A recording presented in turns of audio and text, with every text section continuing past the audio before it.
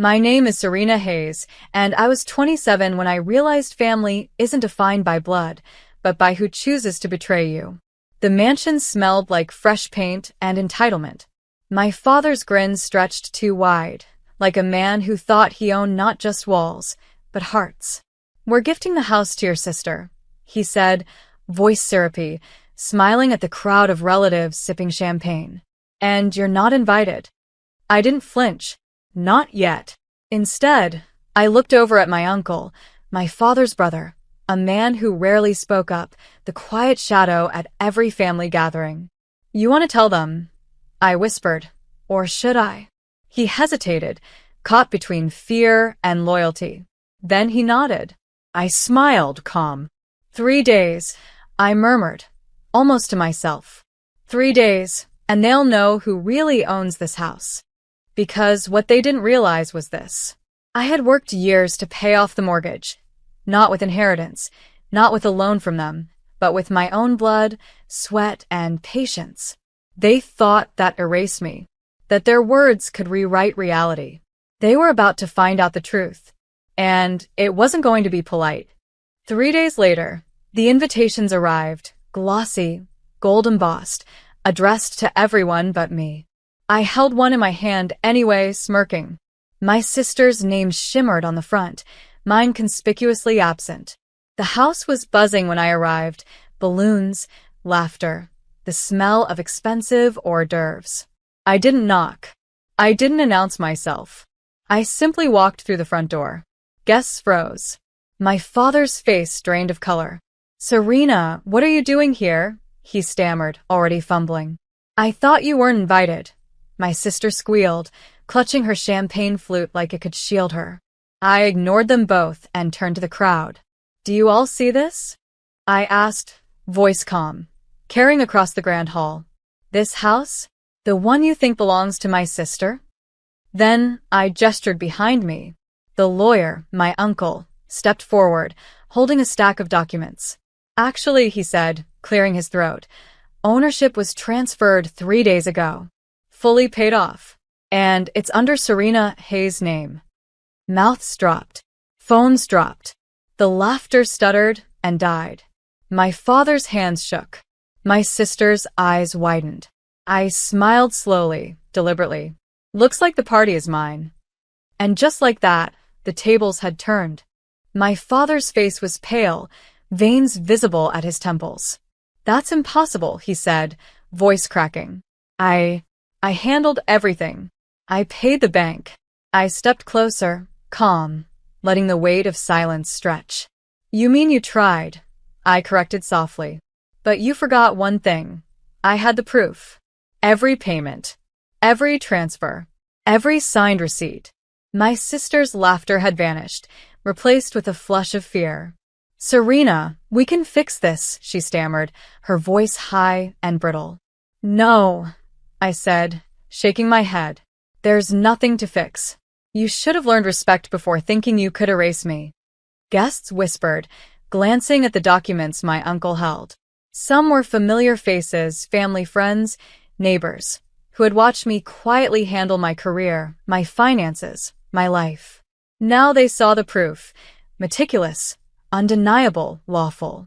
My father's eyes darted between me and my uncle. "Why didn't you tell me?" he demanded, desperation creeping in. I smiled. "Because some lessons are better delivered in person." I paused, letting everyone absorb the moment. The reality was clear. The house, the wealth, the symbol of their pride, it was mine. And no argument, no tantrum, no mockery could take it back. My sister opened her mouth, but the sound caught in her throat. And in that silence, victory tasted sweet. The party that was meant to celebrate my sister's achievement had shifted entirely. Guests murmured, exchanging glances. Some were amused, some shocked. Most were silent, watching the unraveling spectacle. My father's hands fisted at his sides. "You can't do this," he shouted, voice raw with disbelief. I let the words hang in the air, heavy and useless. I walked through the room slowly, the soft click of my heels echoing against the marble floor. "I could have let you keep pretending," I said, my voice measured. almost gentle. I could have stayed invisible while you stole what was mine, but I don't do that anymore. My uncle's gaze met mine, a quiet nod of solidarity. The room seemed to shrink around my father and sister. Everything they had relied on, intimidation, favoritism, family influence, evaporated. I reached the staircase, letting my dress trail behind me like a curtain closing on their arrogance. From now on, I continued, looking over my shoulder. Every celebration, every gift, every opportunity that comes from me will be mine to give, or mine to withhold. My father opened his mouth, my sister flinched, but neither could find the words. And in that pause, the house, the very symbol of their power, finally reflected the truth.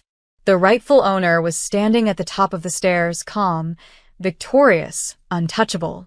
By the time the champagne had been poured again, I had already called my financial advisor. Every asset, every account tied to the house, was now fully under my name.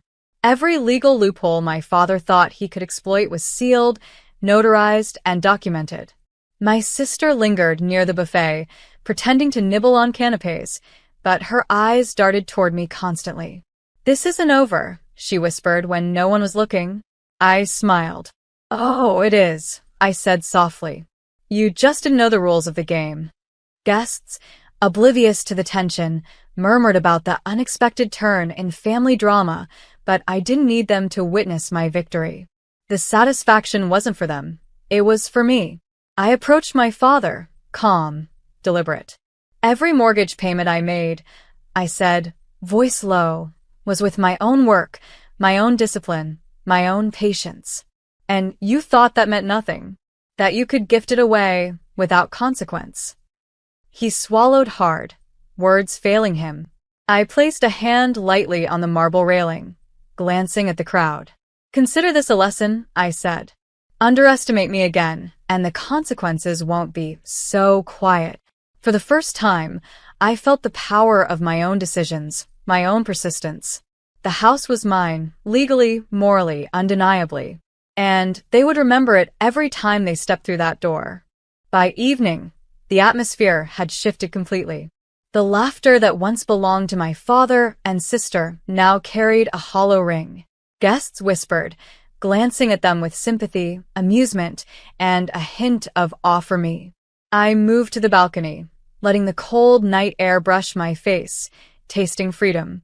The house, once a symbol of their dominance, now belonged to me, and the realization felt almost unreal. My father approached, hesitant, voice low. "Serena, I thought you'd never." "You thought wrong," I interrupted, calm, precise. "I never needed your validation. I needed your acknowledgement that I could handle this alone." He opened his mouth again, but I silenced him with a simple nod. No argument could undo what was done. No apology could reverse the truth. My sister lingered behind him, trying to muster bravado. "You'll regret this," she hissed. I smiled, stepping closer. "Regret? No. I'll just watch as you realize that underestimating me cost you everything." The wind whipped across the balcony, rattling the windows like applause. I breathed it in, steady, unshaken, untouchable. 3 days, a mortgage, and a little patience had rewritten our family story. And I stood at the center of it, calm, victorious, the rightful owner of everything I'd earned. The fallout didn't end at the party. It only matured. 2 mornings later, my phone vibrated before sunrise. A message from my uncle, the same man I'd looked at 3 days earlier and asked, "You want to tell them, or should I?" "They're panicking," he wrote. "Your father's trying to move assets. Your sister's asking if you'll reconsider." I sat at my kitchen table, still wrapped in a robe, watching steam curl from my mug. Funny, this was the quiet they never gave me when I was younger. Now it belonged to me. By noon, my father showed up at the house. My house. He didn't knock. He never used to. But this time, he hesitated, hand hovering, unsure of his place in the world. When I opened the door, he looked smaller, older, cornered. "Let's talk," he said, forcing calm. "Families don't need lawyers."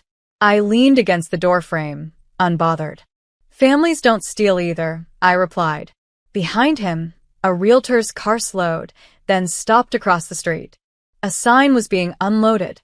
My father turned, confused. My sister stepped out of her car at the same time, eyes wide. That was when I finally understood. They still thought they were losing something small.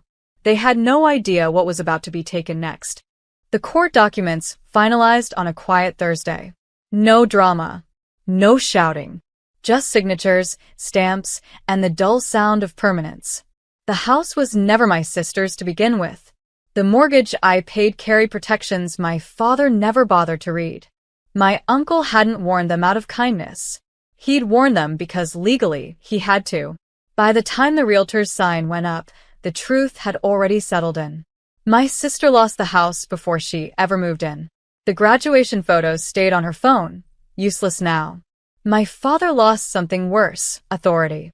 He called me that night, left a voicemail. I still don't understand why you're doing this, he said. His voice cracked in a way I'd never heard growing up. I listened once, then deleted it. Because this wasn't revenge fueled by anger. It was consequence delivered calmly, exactly on time. I kept my house. I kept my credit. I kept my silence. And for the first time, they were forced to live with the weight of realizing that I was never the extra child. I was the foundation they stood on. And the moment I stepped away, everything collapsed.